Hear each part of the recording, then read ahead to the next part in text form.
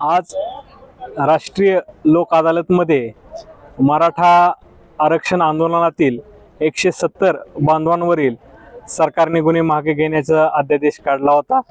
त्याप्रमाणे या धाराशिव न्यायालयाच्या अध्याधिकाली येणाऱ्या 4 पोलीस स्टेशनमधील 13 गुन्हे सरकारने मागे घेण्याचा अध्यादेश काढला होता। त्या पद्धतीने आज राष्ट्रीय लोक अदालतमध्ये ते सदर गुन्हे न्यायालयीन प्रक्रिया पूर्ण करून न्यायालयाने राष्ट्रीय लोक अदालतमध्ये निकाली काढलेले आहेत आणि अशा पद्धतीने 170 मराठा आंदोलक बांधवांच्या या ठिकाणी निर्दोष मुक्तता झालेल्या आहेत।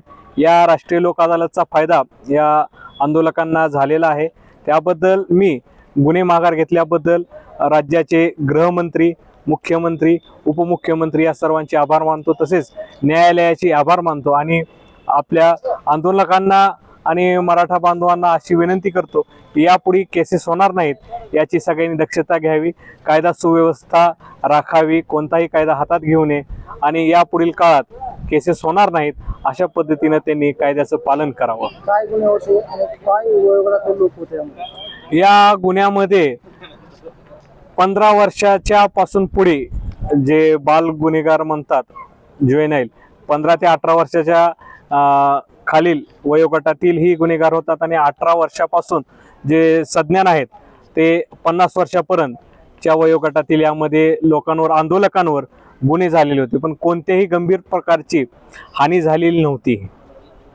कोणकोणते गुन्हे होते, काय नेमकं? यामध्ये बेकायदेशीर जमाव करणे, आंदोलन करणे, टायर जाळणे, त्याच पद्धतीनं शासकीय कामात अडथळा निर्माण करणे, अशा पद्धतीचे वेगवेगळे प्रमाणे कायदा सुव्यवस्था हातात घेतलेल्याचे गुन्हे नमूद होते। ते सरकारने आज राष्ट्रीय लोक अदालत जिल्हा न्यायालय धाराशिव इथं भरवण्यात आली होती, आज दिनांक 21 मार्च रोजी।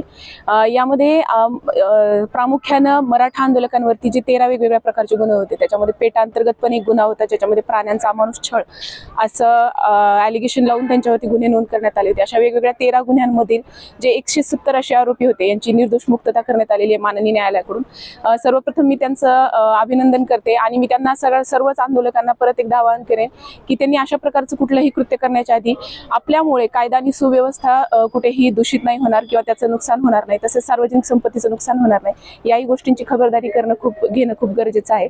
आणि त्याचबरोबर मी सांगेन की हे वेगवेगळे गुन्हे खूपच गंभीररित्या, काही गंभीर स्वरूपाचे काही गुन्हे होते त्यातले, जसं की 18 वर्ष वयोगटाच्या आतील जी मुलं असतात त्यांच्यावरती आम्ही ज्युवेनाईल म्हणजे त्यांना बाल म्हणजे गुन्हेगार असं म्हणतो त्यांना, तर त्यांच्यावरती पण बरेच गुन्हे दाखल होते। तसेच प्राण्यांचा अमानुष छळ केला अशा प्रकारचे काही गुन्हे होते।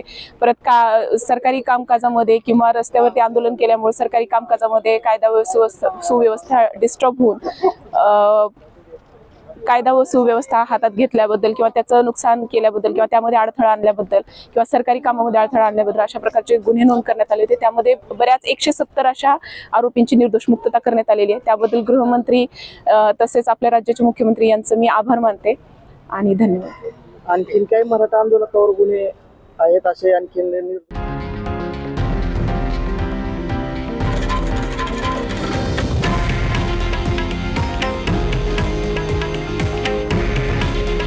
हे आहे देशातील नंबर 1 न्यूज नेटवर्क आणि आपण पाहत आहात TV9 मराठी।